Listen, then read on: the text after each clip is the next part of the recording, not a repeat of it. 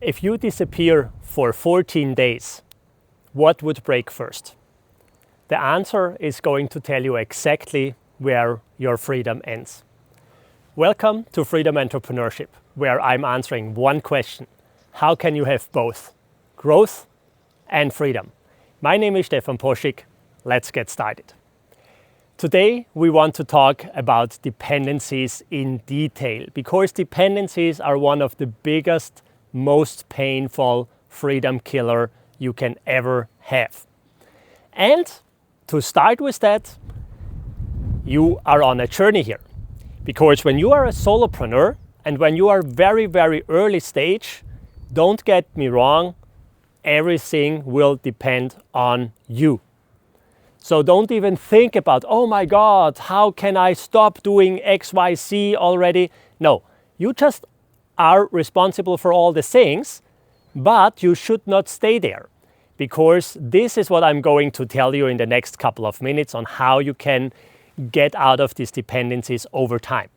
If you are already in business a couple of years, or probably you're already running a company where you have employees and team members and an organization, and you are still the biggest bottleneck in the business, hey my friend, you have work to do. Because the best test you really can do is, okay, if something happens and you are not around for 14 days, what would break first? And that's where we are going to step into in the next couple of minutes. Is it sales? Nobody's going to sell anymore. Is it operations? Nobody is going to handle customers anymore or projects anymore. Is it accounting? Is it bookkeeping? Is it the finances? Is it the cash flow? Is it everything? Is it just chaos all over the place? That's what the 14-day test is going to be. Easy first question is, think about disappearing for 14 days. Are you going to stress yourself out just thinking about it? Or do you think, oh my God, that's a cool idea, I should do that. Then I can be with Stephan in one of these beautiful, ridiculous places here, where he is doing these videos and filming his Freedom Entrepreneurship show. Next step is, ask your team members, what would you do if I'm not around for 14 days? And what would happen to you and your responsibility? And if your team member is going to stress out and freak out, then you know you have work to do. So it's actually a very, very, very good test and exercise, first for you personally, and then go to your key team members and ask them the question and say, okay, 14 days, I'm out, I'm not available, you have no idea where I am, you cannot reach me, you have no opportunity to contact me. Let's go. What are you doing? Boss, man, no, this would not work. Okay, then you know exactly you need to start there. Okay, and now let's figure out where you can start. I like actually to do this based on an org chart. So when you think about an org chart, you actually have the CEO of the company at the beginning. Everything is going into this direction, but then you actually have sales, marketing, and execution. So everything starts with marketing, then you are selling things, and then you are executing things. So execution is actually where you just deliver your products and services. And make a list to figure out where it would break first. And after that, we can go into much more details, because of course not every company, or basically a company is not just categorized in these three areas, and you can have a lot more breakpoints than just in marketing, in sales and execution. So we are also going to talk about financial things like, okay, cash flow, like revenue, We are also going to talk about fulfillment, about administrational stuff, about stuff behind the scenes, HR. Yeah. So, there are a lot of additional things. But again, I try to make it easy at the beginning and give you a very specific example. So let's start with that. You are the CEO of the company, and then you have these 3 different areas. You have marketing, you have sales, and you have execution operations. Yeah? Marketing. Think about marketing. If you are not around 14 days, is something changing? Yes or no? If no, that's a good sign. If yes, and it's getting worse, work to do. If yes, and everything is going to be better if you are not around, that's also a very interesting sign. But we are going to cover this in a different show, because this is a different type of issue or a different kind of problem. If the CEO is around and everything is going to slow down, compared if the CEO is not around anymore and everything is going smoothly and much faster. So, marketing. Go into details here. What is stopping? What is crashing first? Is it lead generation? Is it content creation? Is it lead nurturing? Is it lead qualifying?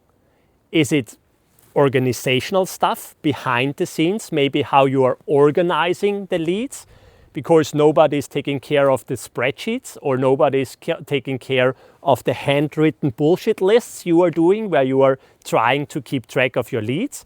Or is it maybe your CRM system, because you are the only person who are able to use the CRM system and how to navigate inside the CRM system? So that's a couple of examples in the marketing space. Now, in the sales space, what is breaking first when you are not around for 14 days? Is your company still making money? Or are you probably the only person who is closing stuff and making money in your company? That's actually one of the biggest risks you can be in. Because if you are the only person in your company that is selling something, you're actually at the highest risk possible. So you don't need to have a sales team, you can also have systems in place that you are selling stuff automated with online marketing and with sales funnels and with technology. But if you, the CEO, the entrepreneur, the solopreneur, the person in the company, if you are the only person that is selling something, that's the highest risk you can be in. Because if you are out, money stops immediately. And unfortunately, we need money because our world and our systems are operating based on money. So you can like it, you can hate it, it is like it is. And most entrepreneurs also want to make a bunch of money because we want to have nice things, we want to live in nice places like that, we want to go on vacations, we want to have a beautiful life, we want to reward ourselves for the hard work and for all the liability and for all the risk we are taking as an entrepreneur. So, money, selling. If you are a solopreneur, think about how you can fix this. When you want to build a team, that's wonderful, but maybe you can use technology first. What do I mean with technology? You can have products and services you are selling automatically with technology over the internet. So, for example, you have paid advertising like social media advertising, and then you are sending them to a sales page, and on the sales page they can buy your product, and then they automatically get whatever product they bought. So they get it sent, or basically they can watch it, or they can tap into the service. That would be a very, very interesting first step. But to get there, you also need to have the right products in place. Because if the only product you have in place is your personal service, your personal time, that's an issue, a huge issue. But that's basically on the operations side. That's basically step number 3. So getting out of dependencies can also mean that you need additional products or additional services. If the only product and service you have at the moment is your time, so you are basically exchanging time against money, and the only person who is selling is you. Good. So first step, you are the only person selling. Okay, everybody starts over like that. Second thing is, think about what type of products and services you probably can sell through technology and online. And third step is, okay, can I build a sales team? And building a sales team is something very, very, very cool and most rewarding ever, but it's also a challenge, especially if you don't know how to do it. I'll just give you one hint here. Please don't try to build a sales team if you are not able to generate at least 250K annual revenue on your own in your business. Because otherwise, you will never ever be able to attract great salespersons. Because if you are hiring a sales member and you need to tell them, hey, guess what? I can't figure out sales. I'm just doing 60K a year or 30K a year. But you are the salesperson. You are going to solve my problem. You are going to figure it out. Come on, nobody's going to be interested in a role like that. Unfortunately, I would have loved to have things like that, but it's just not working like that. On the other hand side, if you are a great producer in your company and you alone are able to generate 250K annual revenue, maybe 500K annual revenue, even more, and then you reach out to people and you build a sales team, that's a very different story. I actually hired 3 new sales reps in the last 2 weeks, and we got 124 applications within a couple of days for this role. Why? Because I can show the results, how much we are generating, and what the potential is for a sales rep. And the potential for the sales reps alone is a very nice 6-figure income. Okay, so selling. Get yourself out of this bottleneck. When you are alone, next thing is how can you use technology? Next thing is maybe building a sales team. Now we go to the third step, that's basically operations. Operations or fulfillment. Fulfillment is nothing else than the product you just sold, you are delivering now. And again, if you are the only person who is delivering this product, then you are trapped, because then you are just exchanging time against money and you don't have a business. You basically are stuck in a job you created for yourself. I'm sorry to say that, but it is like it is. Okay, how can you get out of it? Again, one of the opportunities is technology. Let me give you an example what I did in one of my areas, in one of my companies.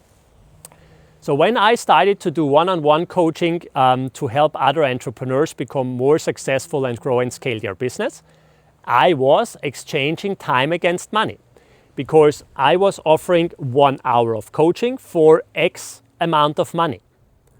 And so this is not a scalable business model. But what did I do? I started with that, but with the goal in mind that I am going to build an online platform where I can coach and mentor other entrepreneurs to become more successful and grow and scale their business. So while I was doing the one-on-one coaching, I was building this platform behind the scenes. And when I launched this platform, I started with a membership model. And the membership model basically hit multiple things at once, what I'm talking about today. Because it removed me immediately from multiple steps. Let's stay with the operations first and with the fulfillment first. When you have created and recorded content and you are providing this to your customers, and you do not need to invest time while others can consume your content, what did you do?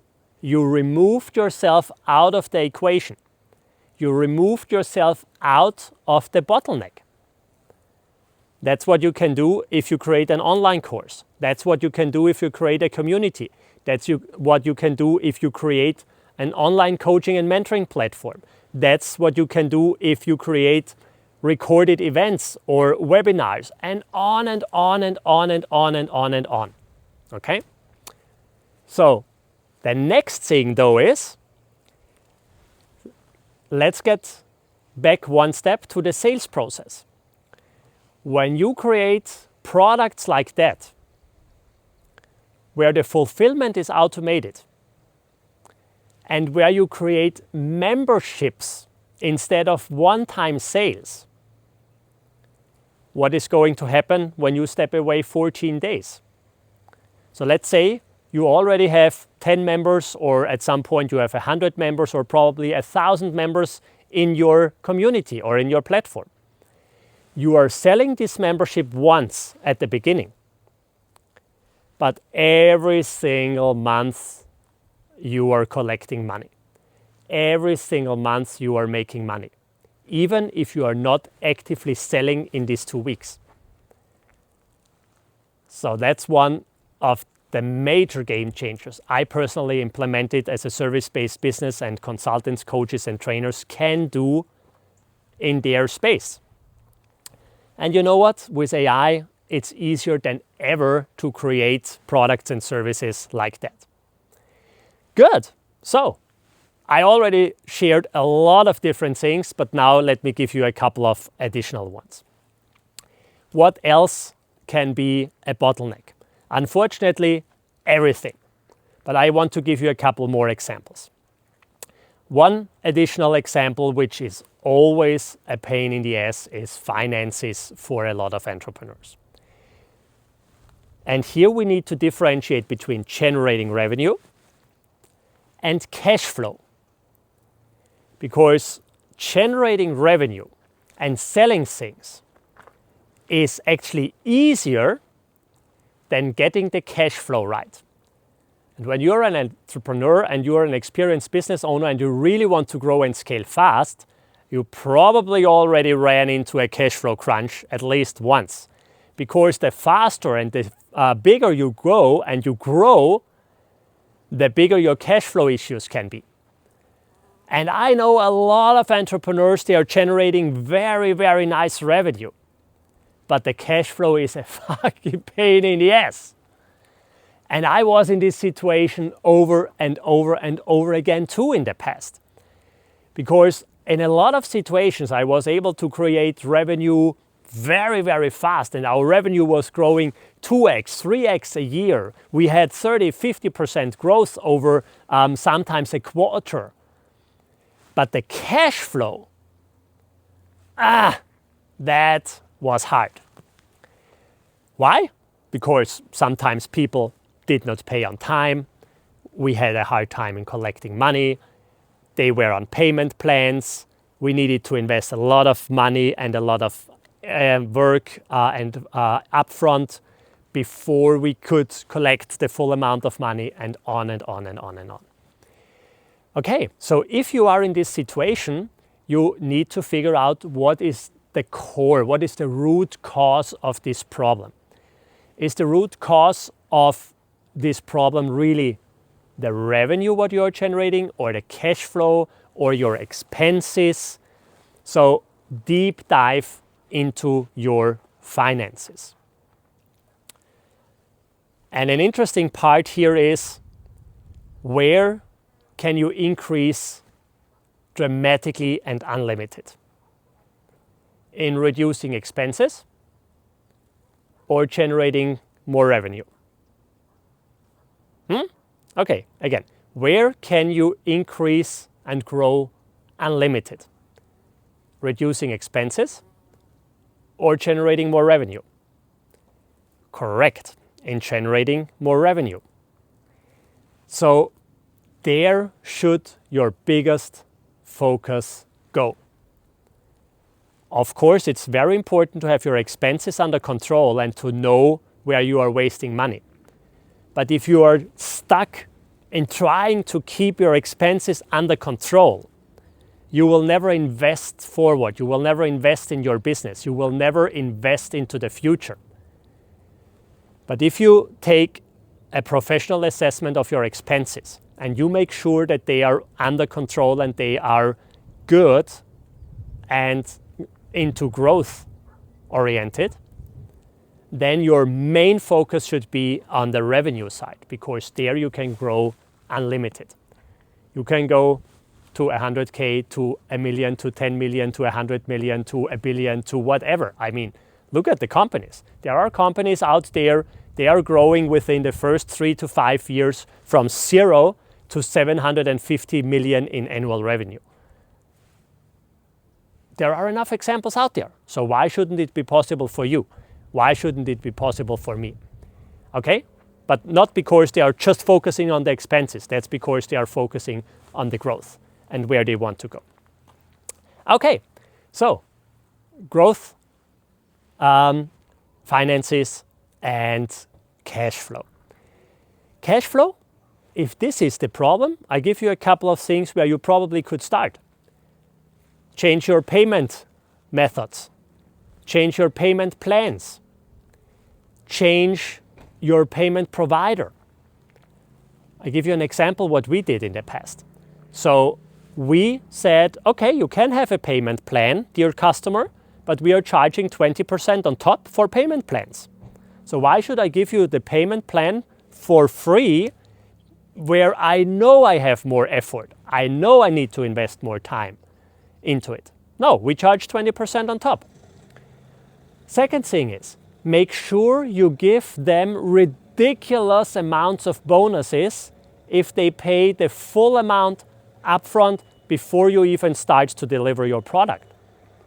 Don't give them discounts, but give them additional value. Give them additional bonuses to collect the full amount of money upfront. And the third thing is, maybe you can partner with payment providers and financing providers, because there are a lot of tools out there and financing providers where you as the entrepreneur get the full amount of money upfront and the customer can get a financing plan behind the scenes where they have financing in place for 6 months, 12 months, up to 36 months or on. But the cool thing is, you the entrepreneur, you get the full amount of money upfront when you do it. When you are working, for example, in the B2B and when you are selling to big corporates, maybe the payment structures of the big corporations are a pain. And I experienced this too in the past, so I give you an example. We did a project with the governmental mail provider from the Austrian government. They had 38,000 employees. And we did a project which was around the full country. And this project was a 2-year project. And because I'm a very small company compared to this huge corporation, this huge enterprise, they are going to dictate the terms and conditions of their payment plans. So their payment plans were ridiculous stupid for me. And their payment plans was, I need to deliver the full project, and then after the project, they have 90 days to make the payment. Which meant for me, I need to pre-finance 2 full years and 90 days of all my team members before I see money on my account. Which was a deal breaker, because I could not afford this from a cash flow perspective. It was just not possible. I did not have hundreds of thousands sitting around to pre-finance something and wait nearly 2.5 years to finally get money on my account. So I needed to figure out a solution. So first I renegotiated the deals with the customer, with the company. I did not get exactly what I wanted, but I did get a better deal than the original one. And then I used a tool that's called factoring, where you basically sell your invoices to a factoring company. They are going to give you the full money right after you delivered your service, so you don't need to wait a month or 5 months or 2 years until you get your money. And the factoring company is receiving the money from the customer in the future. You are going to pay a little bit fees for that, but you have the money on your account. And that's how you can solve that. So there are a lot of different opportunities on how you can solve the finance bottleneck or the cash flow bottleneck. If you still don't know where to start, please reach out to me. Please just send me a DM, and you find me a best way on LinkedIn, just with my name, Stephan Poschik, or you just can drop me a message wherever you see this show. Okay, let's talk about one more thing that can create a massive, massive challenge and a massive dependency. Decisions. We talked about decisions in my last show where I talked about the founder psychology a little bit. But decisions can also get you stuck and can also keep you small. When you are the only person in your company that is allowed to make decisions, that's a very, very bad thing to be in. When you are away 14 days, what's happening with the decisions? Everything is going to stop. Nobody is going to make any type of decision anymore. You are going to come back and you will have a very hard time to catch up, because now you need to make all the decisions from the past 14 days and the decisions on a daily basis. Start to establish rules in your company. Start to either use technology again, if you don't have a team yet, or to make sure that your team members are able to make decisions on their own. And yes, that's a whole new topic, because now you need to trust your team members. Now you need to have great systems in place. Now you need to have a business architecture in place that is allowing you to do that. Now you need to train your company and you need to train your team members. Now you need to hold your people accountable for the decisions they are making. And suddenly we are talking about leadership. Suddenly we are talking about, okay, how can you build a team? How can you grow a team? How can you develop a team? How can you run a team? But that's a very, very important thing. When you are not there yet, probably, then establish rules in your operations on how you make decisions. Because if you are making decisions always based on your feelings and on your gut and on how excited you are today, you are not going to be consistent in your decisions. You will have a hard time because you do not have a predictable business. But if you are starting to make decisions based on facts, based on numbers, based on KPIs, then it suddenly is much easier and much simpler. So KPIs, numbers and facts are one thing that are going to remove yourself out of this decision dependency. And the next one is SOPs, standard operating procedures or processes, SOPs.